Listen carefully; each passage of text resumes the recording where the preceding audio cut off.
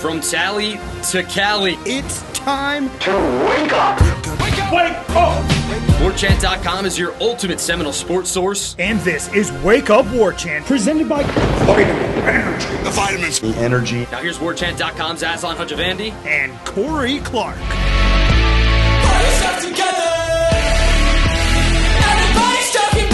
Wake up! It's Wake Up Warchant presented by Vitamin Energy. Coming up on today's show, a little preseason prognostications, over-unders. Initial line on the Alabama game has released. Reasonable expectations for next year. We debate and argue about that. And the playoff. The 12 team was supposed to be awesome, but was it really? Wake Up Warchant presented by Vitamin Energy. VitaminEnergy.com. Shake it, take it, sip the juice. So many benefits of Vitamin Energy, supporting weight loss, healthy gut function, 7 hours of energy, obviously, tastes great, convenient to drink, no sugar crash, immune boost, and fast acting. I can say all that because it's clinically proven. That's right. 14-day clinical trial, rigorous testing, numerous people agreeing with all the good things I just said. 89% said that, yeah, it's effective at boosting energy. 82% said, yeah, felt energized very quickly after taking the shot and felt less fatigued throughout the day. And again, no sugar crash. Try it out yourself. VitaminEnergy.com. Again, shake it and take it. I had to figure out here, Corey, did some cleaning out in the office the other day, and I got a bunch of swag still from Vitamin Energy. Maybe we need to put some swag bags together for Vitamin Energy, send out some of the folks out there, some of the OGs still listen to the show in the dog days of January. We appreciate you folks all being here. Hopefully you're checking out warchant.com as well. Hit the thumbs up, subscribe, 5-star ratings, and reviews. What's up, Corey Clark? How are you, man? I'm good, buddy. How are you doing? I'm well. All right, good. Great. Little bit salty that we waited until after the game on Wednesday night to record the podcast. Whatever. We're up to date. We're recent. We're active. How you holding up to all the snow, my friend? Were you up in Atlanta or you been in Tallahassee? No, I was Tallahassee. I was a little disappointed, I'll be honest with you. It didn't seem like the snowfall that I was hoping for. It seemed like a icy, wintry mix. Just when you looked at what happened in New Orleans and what was happening in Alabama and like Pensacola, I'm like, this is going to be a deluge of snow. And at midnight, it was still raining hard at my house, even though it was 30 degrees outside. It didn't make sense. I guess I don't understand meteorology, but I thought if it was below freezing and it was raining, it would turn to snow. But instead, it was just an icy rain for the most part of the night. I guess it snowed some when I was asleep. I woke up, it was fine, but it was just more icy mess than snow. Yeah, still cool to see. I was just hoping more of the fluffy stuff. Yeah, I don't know. I mean, here in the urban hub of the city, I felt like it was some pretty nice powder. I mean, we didn't get any of that. I was blown away by the amount of snow. I thought it was going to be kind of like a light dusting, but yeah, to your point, like it sounded like it was raining outside. I'm like, what is going on? Why is it raining? Because snow, there's a very serene silence to snowfall. Like you don't really hear it. It's just delicately falling. I'm like, it sounds like it's pouring rain out there. But every time I'd go out, I could see less and less of my lawn. I mean, my entire front porch was blanketed in snow. My car was blanketed in snow. It was cool, but hopefully it'll thaw out the rest of the day. But golly, it's still going to be down in the 20s, I think, when it comes to the nighttime. But anyhow, enough of all that. Letting some things digest after we've talked here, Corey. I want to get to some of the stuff about the college football playoff. It's our first time talking since then. But our guy, Matt Lasser, the ever intrepid Matt Lasser, mostly known for his recruiting prowess, but he's also in there finding out things for us to be talking about in this slower time of the season. The most recent thing was Mel Kiper's first big board drop. Corey, you want to guess how many Florida State players are on the big board? 7. You talking about the first round? No, this is the entire big board. So, his big board. How many players is that? 100? Let's see. I wish I would know. I can't find that anymore. Yeah, I don't like this game. I don't even know the parameters. I'm going to guess 0. No matter what the number is. If I would assume his first big board, as we sit here in January, can't be more than 100 people. So I don't know that Florida State had one of the 100 best players in the country this year. So I would say 0. All right. Yeah, maybe it's Josh 25. Farmer. It's 25. It's 25. Oh, it's only 25? I would say 0. I think Azarie and Josh Farmer will be on there when we get to 100, but probably not in the top 25. Well, apparently, according to the findings from On3 and Matt, there's 2 players currently on the big board, but I guess he's got maybe like a auxiliary big board, but it's kickers and punters all in one.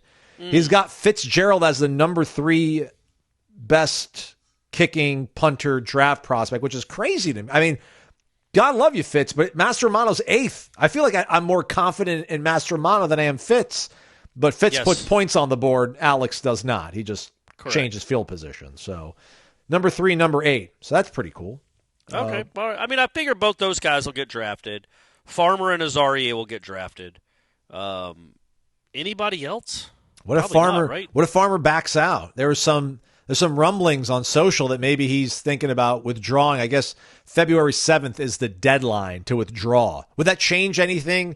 Would it change your war? Would it change your thoughts on Florida State's 2025 if Josh Farmer's like, I'm back? Yeah, probably. I don't know if I raise it a whole win, but yeah, him and Jackson together would be better than the alternative of not having them. But again, it's not Jernigan coming back. It's a nice player, though. He's there. I think they're both NFL players. I don't think they're first-round picks, either one of them. I thought at times this year they were disappointments. I thought Farmer probably was consistently the best of the guys on the defensive line. I thought Jackson had the highest ceiling and he had the better flashes to me. You know what I mean? Like I thought his height was higher than Farmer's, but Farmer was more consistent. So whatever. If they, they would have to prove to me that they're going to play better and more consistently. I guess you wouldn't have to prove it to me. If you say you're coming back, you can come back. But I wouldn't get too excited till I saw it actually on the field in the fall. Like too excited as in like, oh my gosh, they have the best defensive tackle combo in the country. I'm not going to say anything like that. I'm not going to proclaim anything like that. They have the potential to be one of the better ones if Farmer came back. But, I mean, that's a big if, number one. It's hypothetical that who knows if it's probably dumb that we're even talking about. But if he were to come back, and again, I think it was something like he took down a social media. I can't remember what it was. It's hard to know. It's late at night, folks. Don't get your hopes up, but be happy if it happens. I didn't click on so apparently on Instagram you can post a story which fades into Bolivian after 24 hours. I know it's Oblivion, everybody.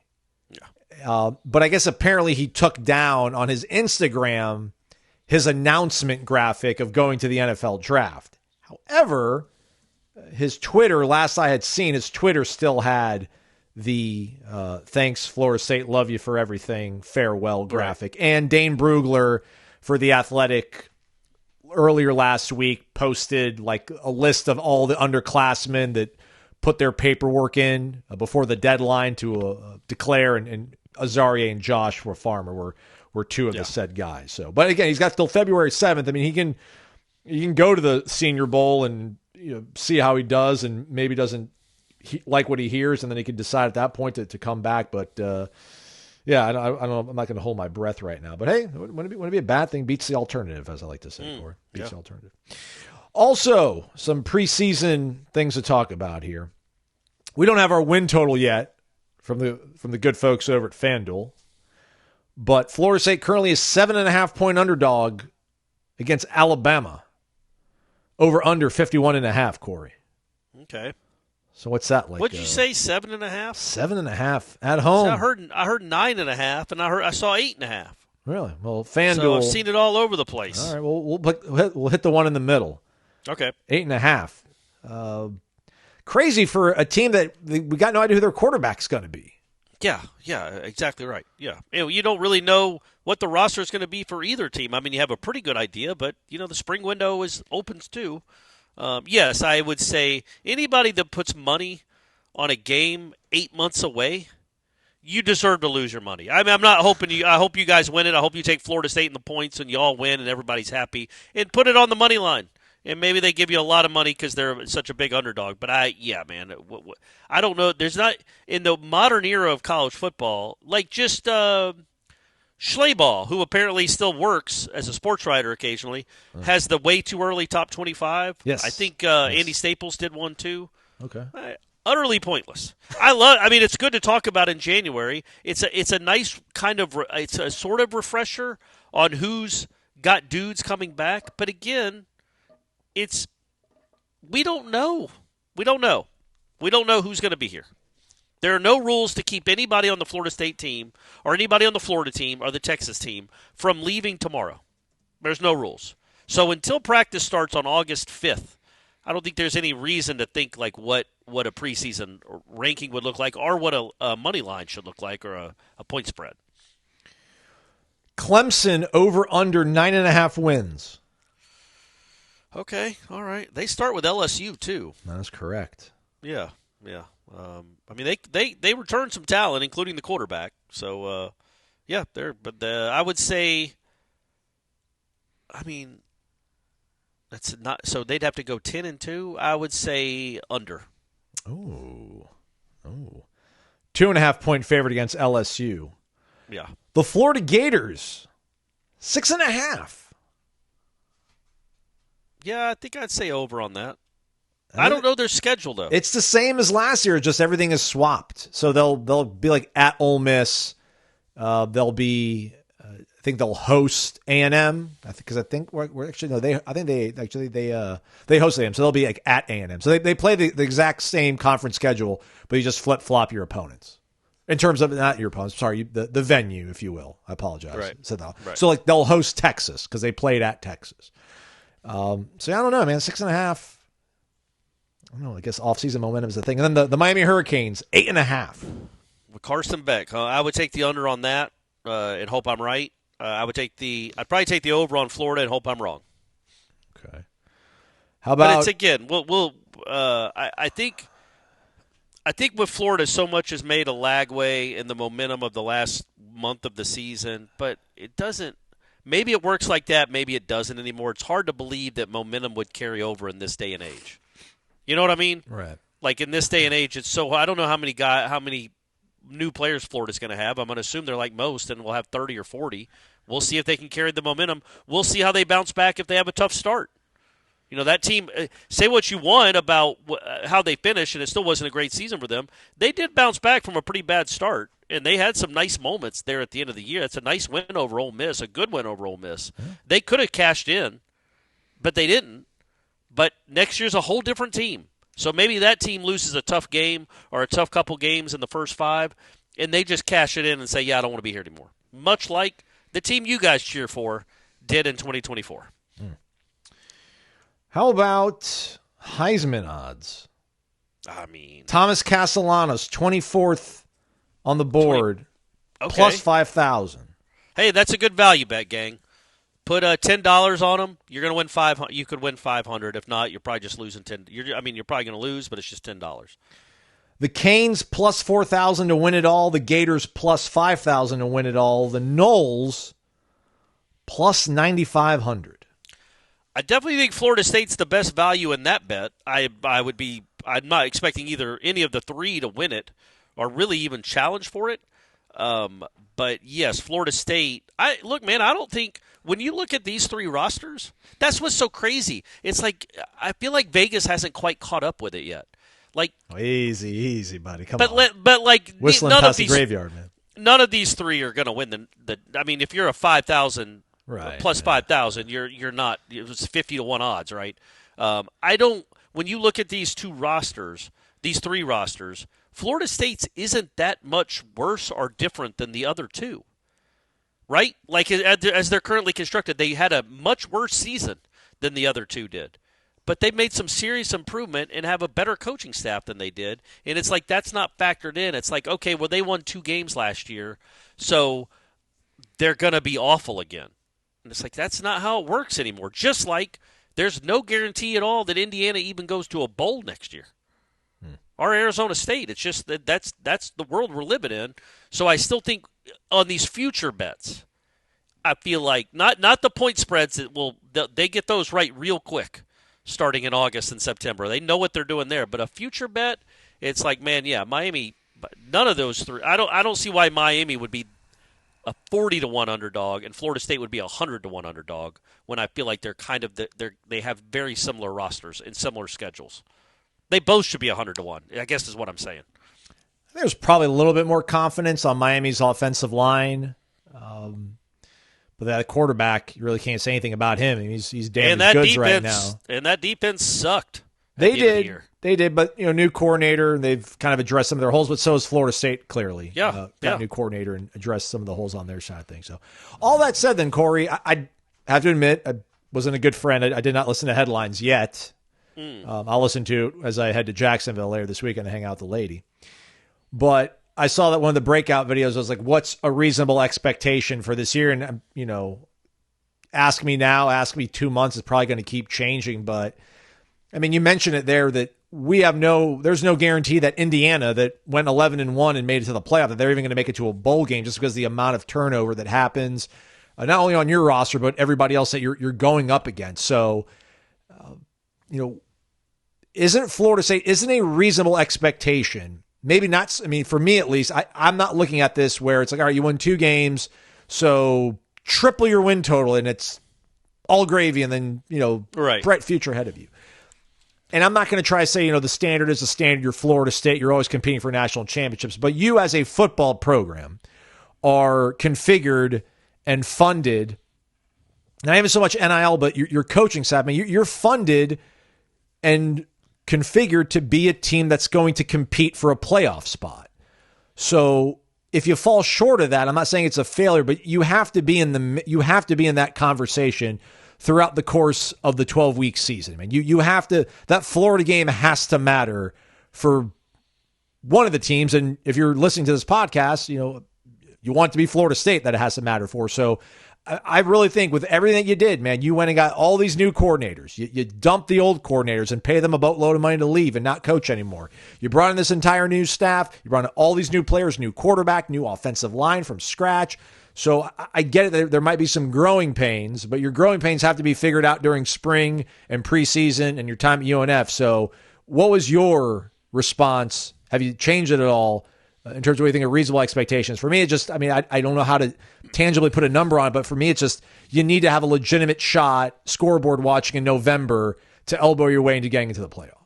Yeah, I think or what? I guess would be the question to that. Like I don't know if you're firing anybody, but that's what I'm saying. Or what is the answer? Like, what has to happen for Norvell to be absolutely secure in his job, and actually Florida State fans to be happy with what they saw? I would think an 8 or 9 win season coming off a 2-10 season, when you look back at it, you'll be encouraged. You'll be 8 wins and you beat 2/3 of your rivals. You'll be well, that's a good season then. But you'll be content. That means you're losing to some really bad teams if you go 2-1 against your rivals, and then 6-3 against the other 9. I think that the way the question was phrased, I think, or what we were talking about is like, look, if he has another if it's a debacle again, he's gone. We all understand that, and it's not as if they go 7-5, like you were saying, everybody's going to be like, man, what a great improvement. Is he ACC Coach of the Year? What an improvement he made. Because that's not, you don't get to be so awful that a 7-win season is met with high fives and cartwheels. So that does it. You don't automatically call that a good season. I honestly think it turns out it really does, and I'm not trying to couch on it or sit on the fence. It's how it looks, man. Like if you lose 4 games and one of them's to Alabama 31-30, and another one's at Clemson 26-23, and you miss a field goal at the end or something, and you lose another heartbreaker, you beat Florida. Like there are ways to make an 8-4 season very palatable. There are also 8-4 seasons where you're like, that was disgusting. Like you barely beat that team, you barely beat this team, you lost to your 3 rivals in Alabama by 30 points each. It's like, yeah, that's not gonna be a great. That nobody's gonna look at that as a great season. I think a reasonable expectation though is you are top 25-ish, top 20-ish.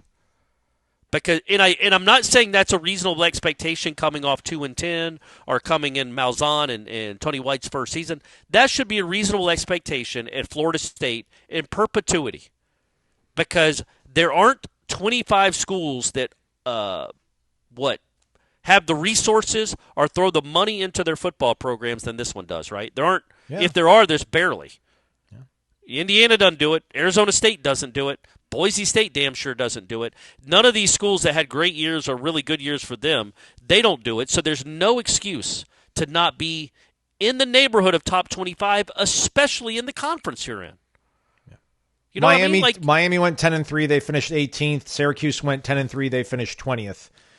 in the AP poll. Yes, Clemson finished 10-4. They were 14th. And like that should be, to me, like the bare minimum every year for Florida State. It's a little different when you're coming off 2-10, though. You know what I mean? Like I don't think it's fair. It's fair to hate Mike for the season. Don't hate anyone. Yeah, correct. Well, that's not true either. If somebody's a real jerk, hate them. I don't care. Don't hate somebody you don't know, especially about sports. But there's plenty of reasons to be upset with Norvell for 2024, no matter if his team goes 10-2 this year or not. A 10-2 season doesn't just wipe the stink off of 2024. Not everything is forgiven. Like that was such a debacle. But I just think reasonably, with the money you're spending and the players you brought in, the roster you put together, and the coaching staff you put together, and the schedule. Maybe I'm wrong. Maybe Virginia Tech ends up playing for the national championship. Or Stanford's much better than we think. Or Wake is much better than we think. Or Virginia, whoever, all these other. Like Ira wrote a story early this week on Warchant where like they have the 4 teams that finished in the top 25 this year that were on their schedule. The other 8 teams combined are like 35 and 68. So there is no excuse, none, not to be in the 7 or 8 or 9 win. The 9-win scenario, 8 or 9 wins. I think that's absolutely reasonable. I think that should be the expectation because of the schedule and because of the money and investment this program and this fan base has made in this head coach. You know what's crazy is that, I mean, for how great this program has been for so long, there's no way we ever could have said with a straight face without people absolutely just tuning out, saying like 7 wins would be acceptable. Like even in 2007, we could never gotten away with 7. Yeah. Jimbo in that 7-win season in 2017 felt borderline criminal.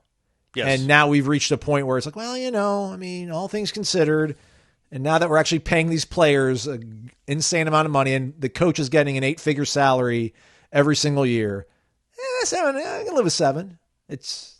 Well, wow. I don't know that I hope I didn't give that. I wasn't trying to give that sentiment that I would be like, 7, that's not bad. I'm not saying fire him after 7 wins either, but just you're in absolute panic mode going into 26 if you win 7 games. I think but everything 100%. changes. Yeah, it's a snow but then globe. It flips up again. Yeah, you're right. That's exactly how you phrase it. You shake the snow globe up and see what happens again. Like that's why Just because that's why I was going back to the Vegas thing. Like that's crazy to me that Florida they're putting so much stock on the futures based on what happened last year. Just like it was crazy in hindsight what the number was for Florida State in 2024.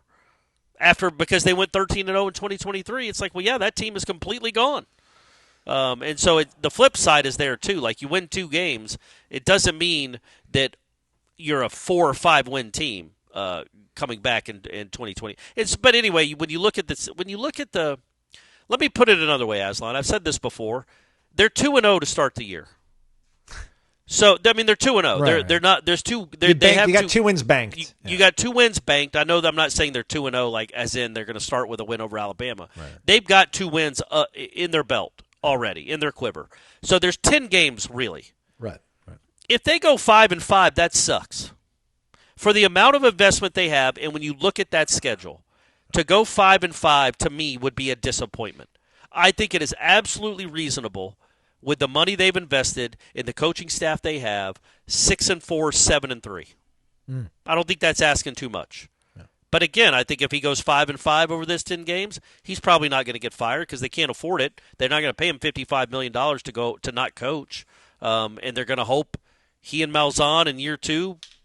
Win 10 games or 11 games or whatever it needs to be. We'll know more about the schedule in a few days. The ACC. That's what they do, baby. Just flexing on everybody. So later today, right. 4 o'clock on the ACC network on ACC PM, they're going to reveal the Week 0 and Week 1 games for the ACC. We already know what Florida State's going to be doing on Week 0. That's nothing. And then Week 1, hosting Alabama. Right. Tomorrow, on Friday, they will be announcing the ACC opener for all 17 teams at 4 p.m. on ACC PM. So we'll find out when and who our ACC opener is. And then Monday, all of it, the rest of it. Yep. We'll do that from 9 to 11 o'clock.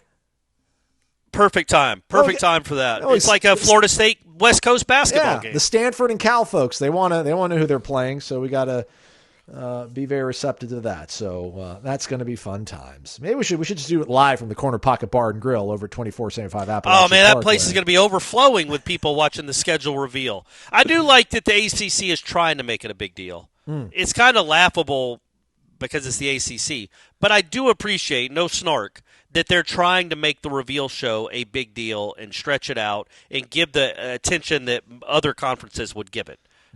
Because remember, I wrote that column a few years ago when they had that ridiculous show with West Durham and Mark Packer, his son, who, by the way, I like those guys a lot. They're good at their jobs. I'm just saying the show itself, I can't remember the name of it, but it like West Packer and Durham. In the morning, where all they did was talk to lacrosse coaches and field hockey coaches and tennis coaches. It was nuts. It was insanity. So at least Jim Phillips, you have to give him credit. He has turned that channel around, and he has tried to give football the attention it deserves in his own, funny, unique way. Corner Pocket Bar and Grill, 2475 Appalachian Parkway. Daily lunch specials from 11 a.m. to 3 p.m. Comes with a side dish of your choice for only $8.99. I don't know. You think bingo's going to be back tonight? Is the snow going to be all melted away? What are we doing with how's snow affected our folks over at the CP, Corey? Well, it was closed on Tuesday, closed on Wednesday. I think it'll be available. I think they'll be open on Thursday. You got to be back. Bill's got to make money. Yeah. Be safe, everyone. But I think also we're thinking that all of it will be I think that's what the city of Tallahassee said, is by mid-afternoon the road should be drivable again. Let's hope anyway. So, let's go ahead and bank that they didn't have trivia on Tuesday. Let's bank they're having bingo on Thursday. Friday, maybe live music, maybe not. Come and find out. Saturday, buddy, you got the Noles at Stanford, men's basketball. Are you kidding me? And then Sunday, you got the NFL Championship games. So a lot of reasons to come to Corner Pocket. Plus, you might see Corey and Stephanie, which is always fun. 2475 Appalachian Parkway, cptallybar.com, the website. Corner Pocket Bar and Grill. We're back. Wake Up Warchant, Vitamin Energy, vitaminenergy.com. Shake it, take it, everybody. Back to the ACC real quick, Corey, before I go into a diatribe about the playoff. What were your thoughts earlier in the week? Again, this happened, I think, maybe before we recorded for the Monday program, but Jim Phillips was talking about, and he was saying he didn't call it prescriptive. He wasn't saying that everybody had to follow suit, but trying to figure out a way to do something to safeguard your teams and your conference to make it into the playoff, because, SMU kind of had to sweat it out there after they lost the ACC Championship game. They went undefeated in conference play the entire regular season. Then they lose to Clemson. Rhett Lashley mentioned that, it'd been better if everybody got COVID and they would have just canceled that game. They would have been fine getting to the playoffs. So Jim Phelps is trying to think of creative ways to protect that. Maybe, and I don't know how it works scheduling wise, but maybe you give the number one team, they get a bye, so they are your conference regular season champion. Then maybe you have the number two, number three team play each other. But for what purpose? To determine, the automatic bid, I guess. Because when it's because the way the model is going to be now, maybe they'll be able. Do to we think the ACC is going to have two automatic bids? If you go ahead and you say we'll give the SEC and the Big Ten 3. And we'll take 2, but maybe that's still that's ridiculous. Why would we only get 3 and you're going to get 2? Well, that's definitely not going to happen if they start giving out multiple automatic bids to conferences, which they will. I think it's goofy. I don't think that's the right way to do it. But I think the conference. I like it. I just think the conference championship games are goofy. They're dumb. The only reason SMU got in is, we said this at the time, but the only reason they got in is because they could not have a team that would have gotten in, was slated to get in, drop because it lost the conference championship game, and then gets passed over by a team that didn't even make their conference championship game. That just completely destroys the credibility and the value of a conference championship game. And those things make money for the conferences, so they don't want to get rid of them because they're very, very greedy.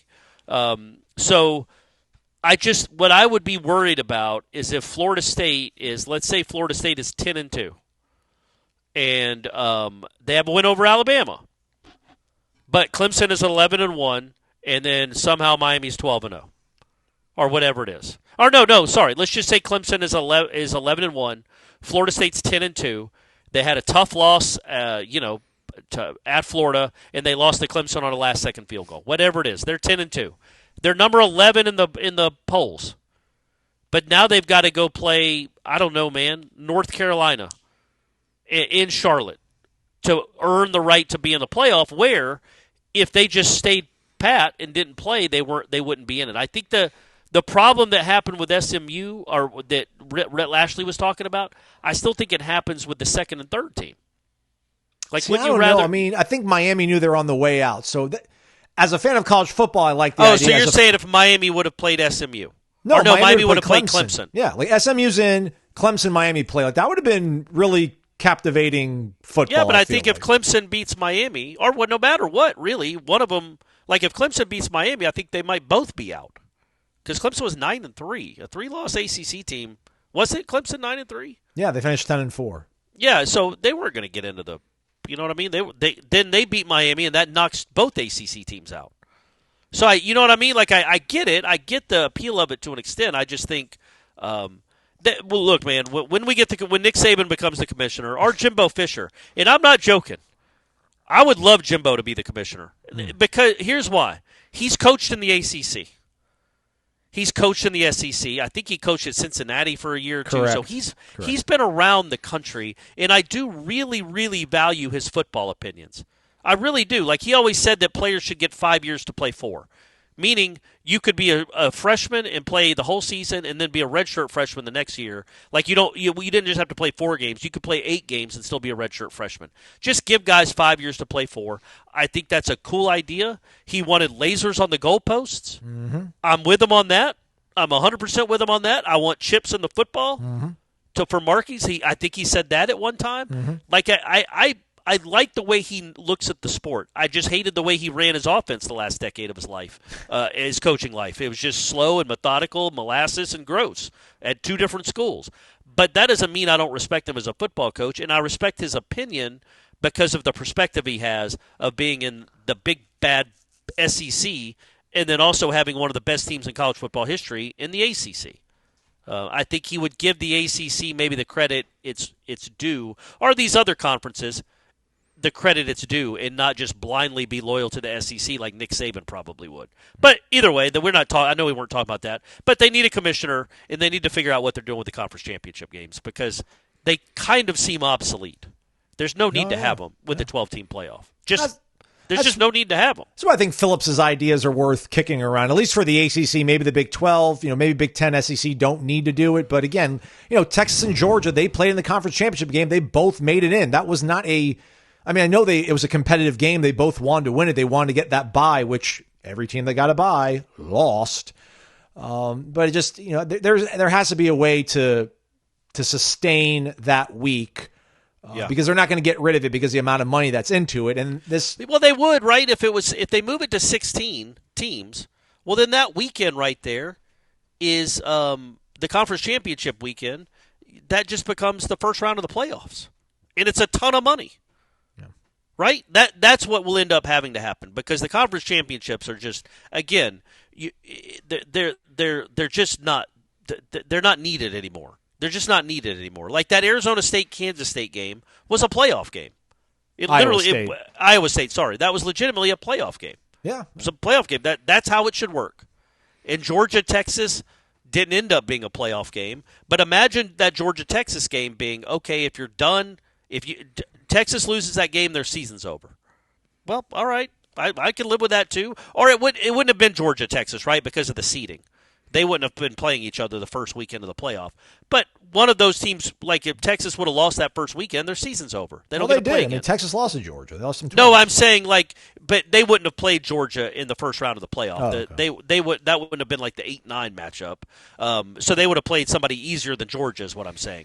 But if they'd have played Arizona State in the first round and lost, their season's over. I'm fine with that.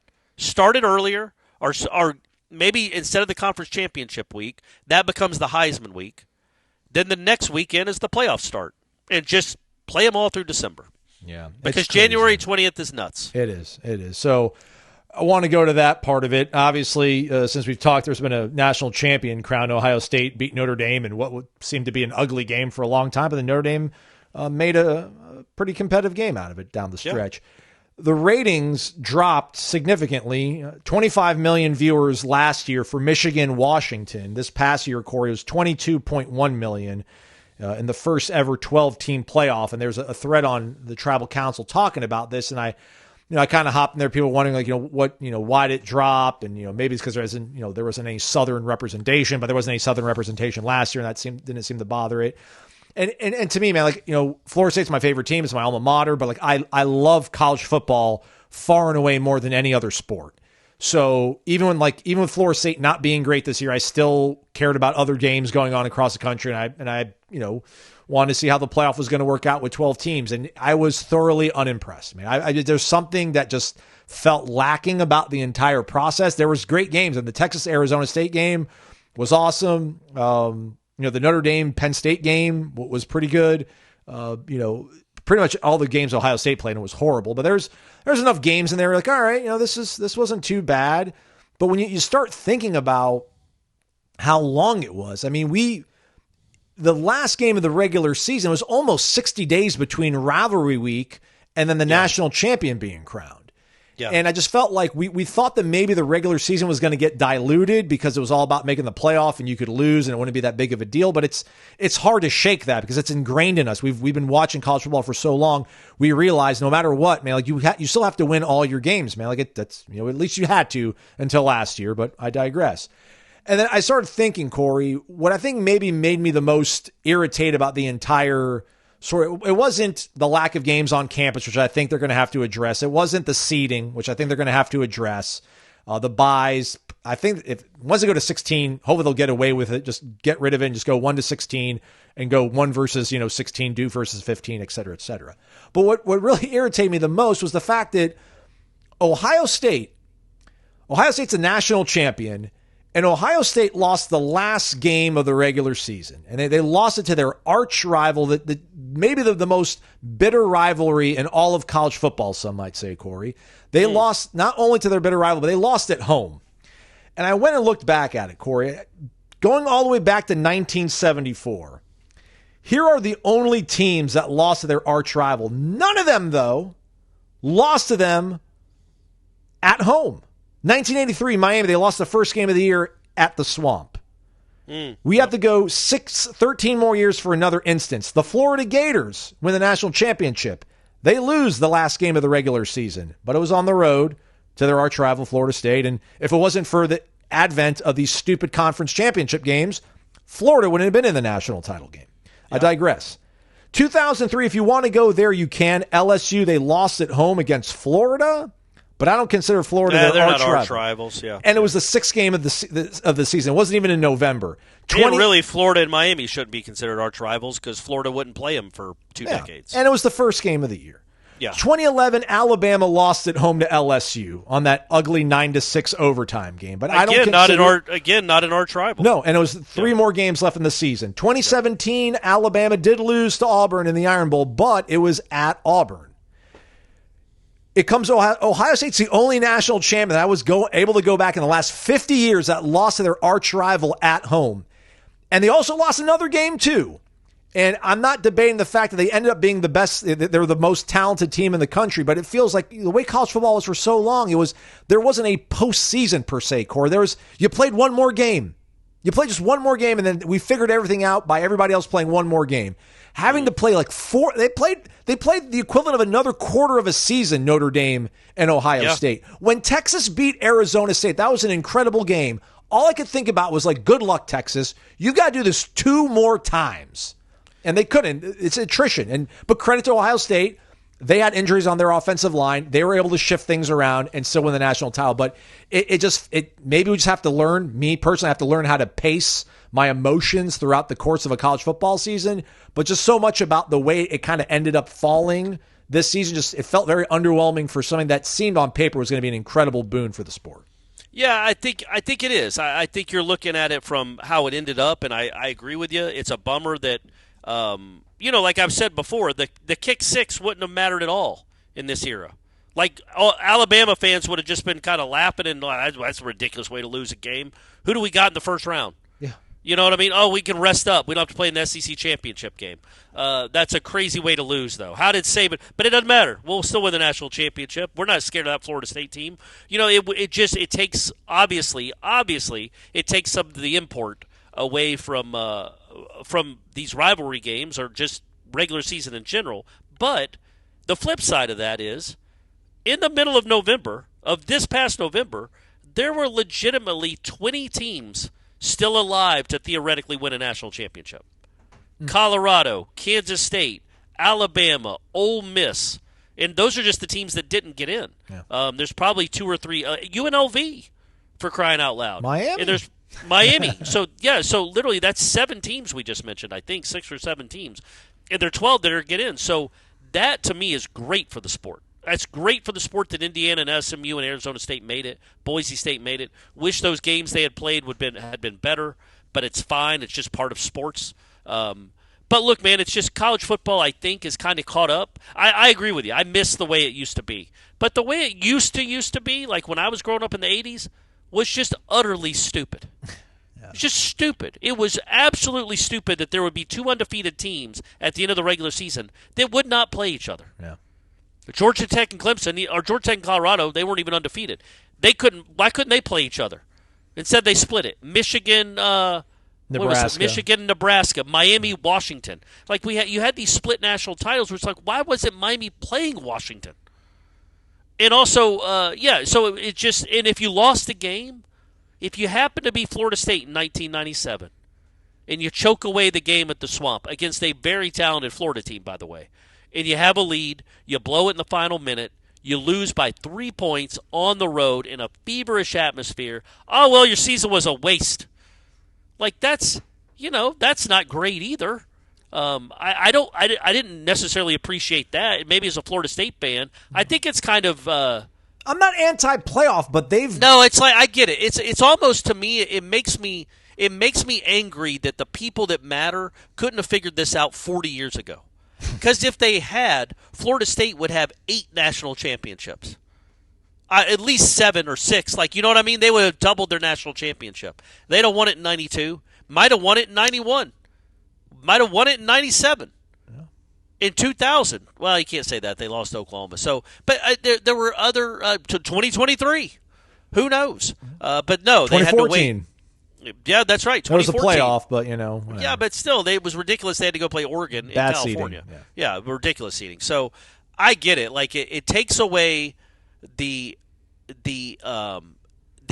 really kind of the anxiety and tension of a game like that. Like that's why I couldn't. I know Ohio State fans were upset. I get it. It sucks to lose to your rival. But even when it happened, and all this talk about Ryan Day losing his job, I'm like, he might win the national championship, and he did. But, nobody gets upset if the Eagles lose their regular season finale and then go win the Super Bowl, even if it's the Cowboys. Well, watch the NFL then. That's exactly right. That's what it is now, right? Unfortunately, but that's what it is. I think this is the most fair way to crown a national champion. I think college football has kind of caught up to the rest of the sports world. Like, what other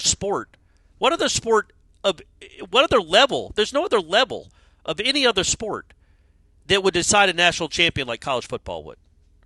Basketball has tournaments. Yeah. Every other division of football has playoffs. Has had playoffs for decades. Every NCAA sport, tennis, hockey, they all have tournaments. They all have tournaments.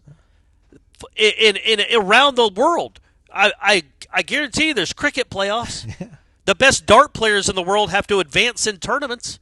It's not like, man, he lost on that triple 20, but he was really good. He's advancing anyway. Like, that's not how the world works. So I like that college football is caught up to the way sports are supposed to be. You're supposed to peak at the end of the season. You're supposed to just try to get to the playoffs and then get hot at the right time. And that's what college football is now. But it does lessen the value of bad losses like that. But again, Ole Miss suffered a horrible loss the week before, and it cost them a chance at a national title. Right? So the regular season still has importance. 2 weeks before they won their finale. But right, when they played Florida. Clemson lost to South Carolina, and their world felt like it was completely over. But then, Miami gags to Syracuse, and they backdoor into the ACC Championship game. And it's like, well, shoot, we still have a chance of making it to the playoff. And they made it to the playoff, and, gave Texas a competitive game, but they didn't have the makings of a national championship team. But yeah, right. So you can bounce back. Just something needs to. And I'm not going to pile on them. It's the first season. They are going to look at making tweaks. I don't know. I just think, I guess with the 12 team, you can't eliminate buys, but just they've got to seed it better. And I don't know, man, they're not going to be able to. I will say more games this on campus. I think there's something about. Oh, that's 100%. Yeah, the first 2 rounds should be on campus, 100%. And I would say this: Ohio State made it look like it was like their win over Tennessee was a really impressive win. You know what I mean? Nobody was expecting that. They dominated that game, and obviously Oregon too. They had a really tough run. That part of it was set up because they lost to that Michigan game. That's true. They didn't get a bye. They didn't have the Penn State road. SMU and Boise. And that's what I'm saying. They cost themselves a much easier road in one less game. But I don't know. They would have had to play the Big Ten championship. They would have been right? Oregon. Yeah, they would have been if they would have beat Oregon. I don't know. Maybe they would have swapped places with Penn State if they had beaten Michigan. Well, isn't that the dumb thing though? Yes, if they beat Michigan, they have an easier road in the playoffs, but they still would have had to play an extra game. They saved themselves an extra game. I guess they ended up playing the same amount of games, but if they'd have beaten Michigan, they would have had to go play the Big Ten championship game. Instead, they got to rest. But then they had to play Tennessee, who was supposedly a good team, and it didn't work out. Supposedly, they came. They were the best team in the. They earned it, man. Yeah, they absolutely earned it with what they did in the final month. But again, just the rest of the season, when you just look at it, it's two full. It's like 2 seasons. It truly is a postseason and a regular season. Whereas it used to be the regular season determined everything, and then we're going to play 1-2 games, but now we're playing. Up to 4. But hey, if Oregon decides to play well, they only would have played 3. They had a bye, and then everything makes sense. We thought it was going to be Oregon and Georgia. Nobody would have complained if this would have been the BCS. If it would have been Georgia and Oregon, I think most people would have been all right, that's probably about right. That's probably about but fair. then it's it robbed us of Texas, Arizona State. Yeah. Well, it also robbed us. Penn State. I think we can say the best team won the national championship. Yeah. The most talented, the best team won the national championship. They rematched Oregon on a neutral site and thumped the hell out of them. So. Yep, yeah, and they would have absolutely destroyed Georgia with the backup quarterback. So, I think the best team won, and I think this is that by and large there are cons to it, but I think the pros of you have to go earn this thing. You don't get to beauty pageant your way to one win for a national championship. You have to go earn it.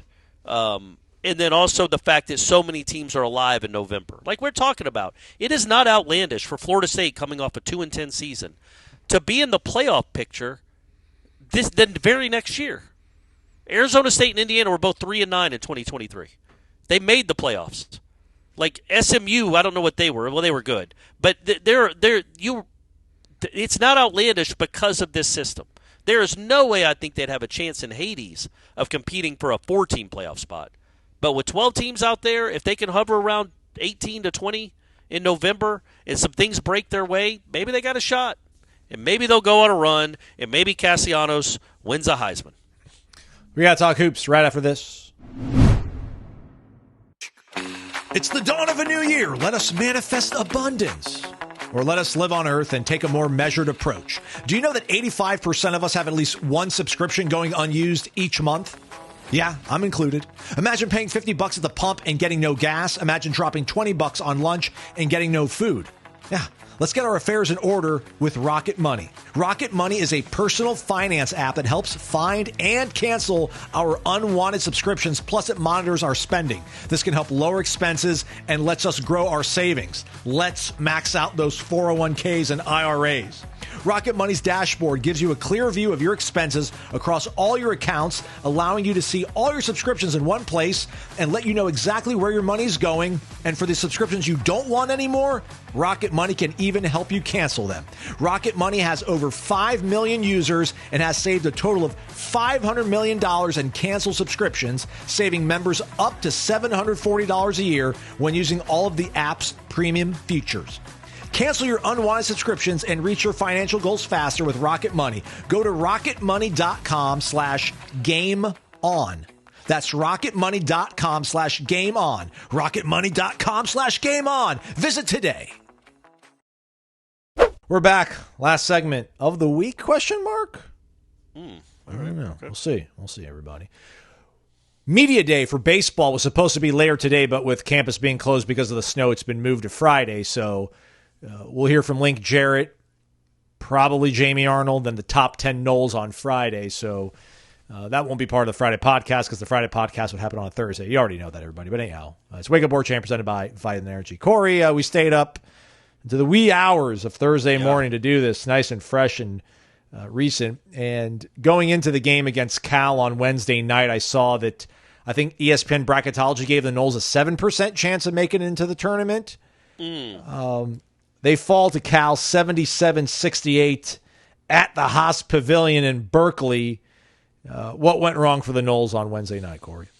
A lot of things. It's just a horrible loss. It's a loss that makes the challenge much tougher. They gave up 24 offensive rebounds, which is crazy. In the first half, Cal missed 24 shots from the field and rebounded 15 of them. So they rebounded 63% of their misses. That's insane. It's not like Cal has Olajuwon and Ralph Sampson as their front court. There's no excuse to get out-rebounded like that. The white kid, I can't remember his name. I know it was his birthday because the announcers would not shut up that this kid's 22nd birthday was that day. Petritus, yeah. I think he had 6 offensive rebounds in the first half. Correct. He did. Just outlandish stuff. It was a horrible effort on the glass. And then it's just a bad loss, man. There's no other way to frame it. It's a bad loss. And when you go on the road in the ACC or any conference game and you only make 3 3-pointers, you're going to lose 95% of the time. And couple that with not being able to rebound on the defensive glass. Like, it's crazy. Cal had more offensive rebounds than defensive rebounds. They had 24 offensive rebounds and 23 defensive rebounds. Florida State had 21 and 21. Like, 21 offensive rebounds is a huge number for Florida State. Many of those rebounds came because they kept missing layups and they kept getting their own missed layups back. And they did in the second half play much harder on that side.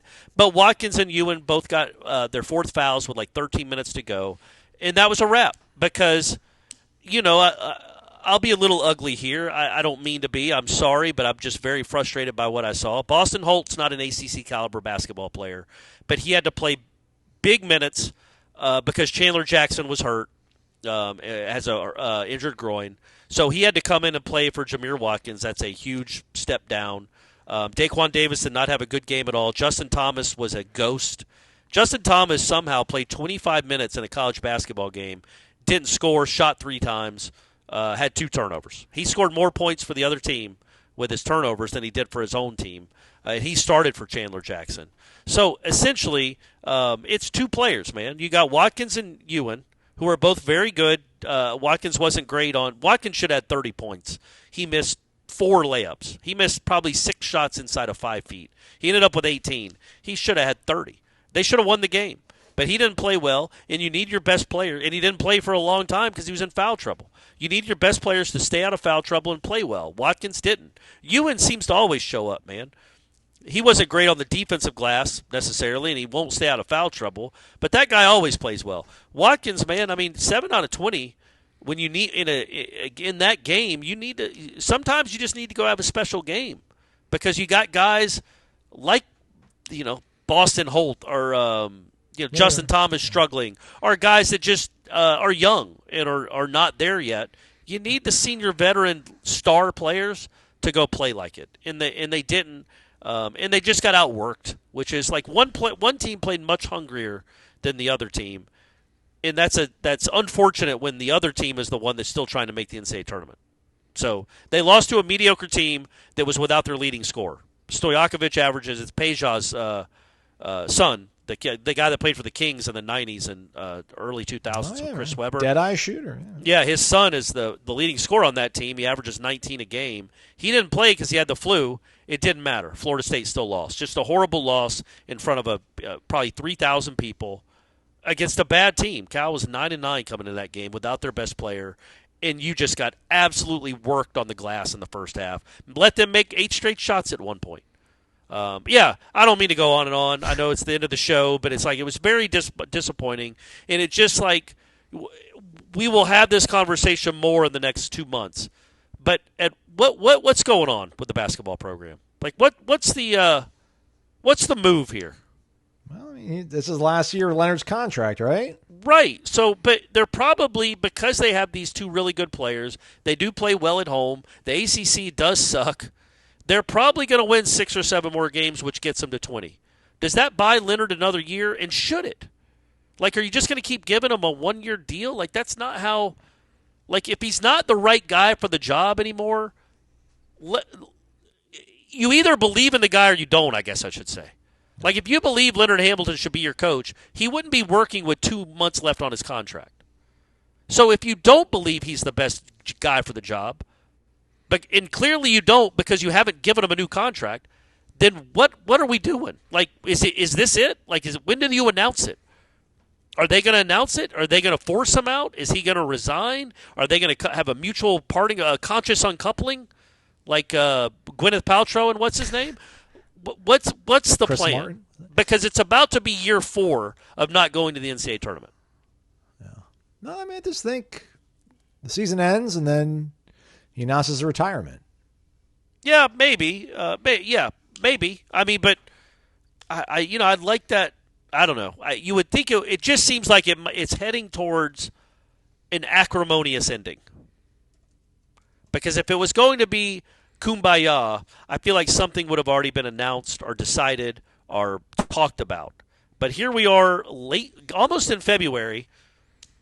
No idea if he's coming back. I assume he's not, but that's just an assumption because he's on the last year of his contract.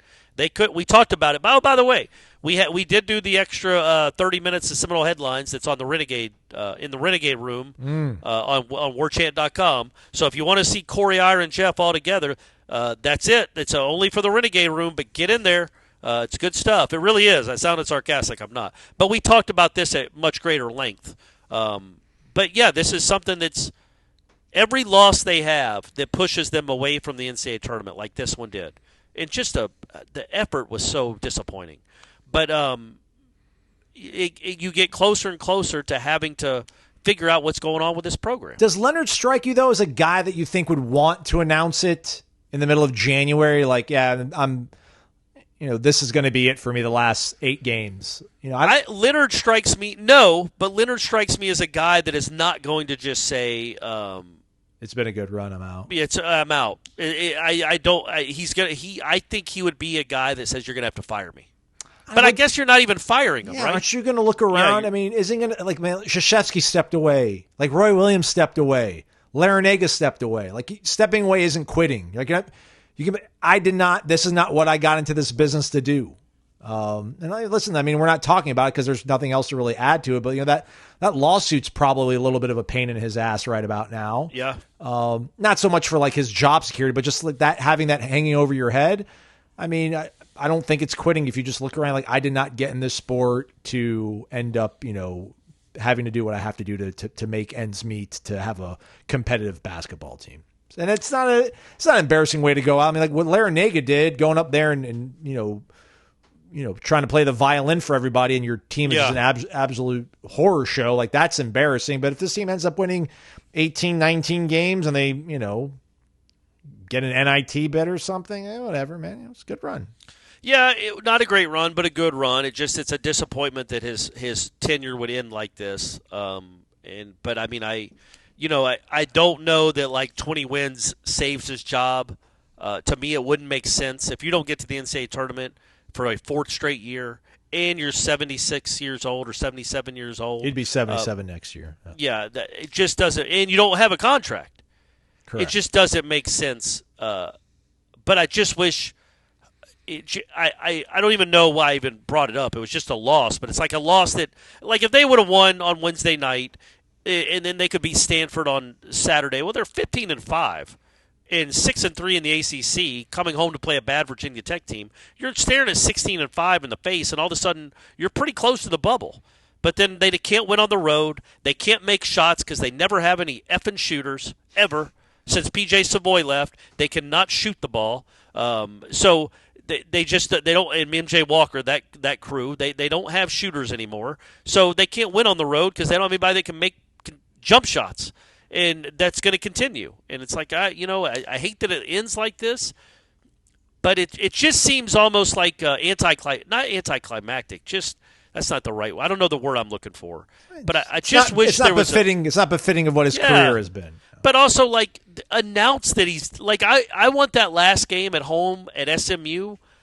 If they are not going to renew his contract, which I not even renew. Yeah, if they're not going to offer him a new contract, and at this point, why would they? And I love Leonard. People know my history with Leonard and how much I like him as a human being, and how much I've enjoyed covering him almost for flipping 20 years at this point.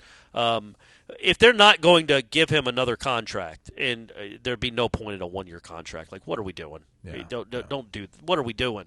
Then I hope people know that it's his last game, that SMU game at home, because I do want people to be able to show him real appreciation, because it has been not a great run, but a good run with a good man leading it for well over 2 decades, and I would hate for him to just be nudged out with no fanfare. But that might be how he wants it. I mean, I guess Bobby Bowden was nudged out. And if they can nudge Bobby Bowden out and just basically fire him, they can probably do the same to Leonard Hamilton, and he won't get a going-away party. But I kind of wish he would. I also wish his team would effing rebound. Hey, real quick before we leave, though, Mike Martin's last season didn't look very good until, the 11th hour. Preach, Aslan. And then look what happened to the Noles, man. They made it to Omaha. That's right, and won their first game in Omaha, yeah. And then which they never do. Yep. Then you showed up, and they didn't score again. They scored 2 runs the whole time they were out there. I'm sorry, Meat. If you're out there, Meat, let me know how you're doing, man. Come on the show. It's slow times. We can talk about life and everything. I like to have Meat on the show. I don't know what that's. Yeah, hey, whatever. It'd be interesting, I'm sure. Oh, I got to get back on. I got to get on the Dale Murphy pursuit. So try to. Yeah, if I can get Dale Murphy, then I'll get Meat. That'll be like our one-on-ones. What about Koepka? Man, Brooks. That feels like a. I feel like we could maybe get Jameis before we could get Brooks Koepka. Yeah, you're probably right. Hey, and maybe we got who could make the Super Bowl for us? Josh Sweat. Yeah. Let's try to get Josh Sweat this year. We had Derek Nottie the last couple of years. Let's get Josh Sweat if they make it. I think so. He's a national spokesman now. Yeah, we asked for Nottie when they played the Bucks, and they said no, and they lost. And then we asked for Nottie before they played, not the Niners, maybe the Niners the first time they beat the Niners. Anyway, so they said no. They lose the Super Bowl. I went back and reminded them, like, hey, you guys said no and you lost. Can we get him this time? And then they ended up winning. And I'm 99% sure I tried to get Josh Sweat. Maybe that's what it was. I tried to get Nottie and Sweat because the Eagles played the Chiefs in a Super Bowl not too long ago, right? Yes, that's right. Yeah, and they didn't give me Kelsey brothers. Man. Yeah, they didn't give me Sweat, and they gave us Nottie, and Nottie won. So I definitely have the email saved. I'll go back to the Eagles reps and be like, hey, didn't work out well for you guys last time, but the team that gave me their guy, they won. So can we get Josh on the show this time? But who are they playing? The Eagles play at home against the Commanders. Oh, my gosh. Yeah, Jaden Daniels. They're going to win that one, yeah. Adam Fuller just sitting there like twiddling. Yeah. I know these NFL teams can't do it. I figured out a way. It's too late, but we should have made it to Super Bowl Media Day and just asked, we should have asked Steve Spagnuolo or whoever is Leslie Frazier the defensive coordinator for the Bills? Buddy, I have no idea. Which is like, hey, so getting ready for Jaden Daniels in the Super Bowl, did you guys watch Adam Fuller's foot? Like, was there anything you took away from the 2023 Florida State defense and Adam Fuller that contained Jaden Daniels that you can use? And the 2022 Florida State defense. Yeah. Except for the last, 8 minutes. Maybe we get Adam Fuller on the show. Adam, if you're out there, buddy, reach out. Let me know how you're doing. Yeah. Yep. All right, we're done. Oh, my gosh, an hour-long show. Can't believe it. After watching that basketball game. I know. Is there anything left to talk about? Who knows? If there is, we'll do another show for you folks. If not, we'll be back on Monday. Subscribe. That way you'll know when a show does drop. You don't have to sit there and type out Wake Up Warchant, search for it. It'll just be right there in your phone or whatever device you like to use. Jeff Cameron Show, 1 to 4 o'clock. Warchant.com. Got you covered front to back. Another Junior Day coming up this weekend. Check out the premium recruiting board for the latest on who's going to be here and the vibes. The vibes are important. Stay safe out there. Hope the rest of this snow melts away. And we'll talk soon enough. That's Corey. I'm Aslan. Thanks for listening to Wake Up Warchant, presented by Vitamin Energy, vitaminenergy.com. Shake it, take it.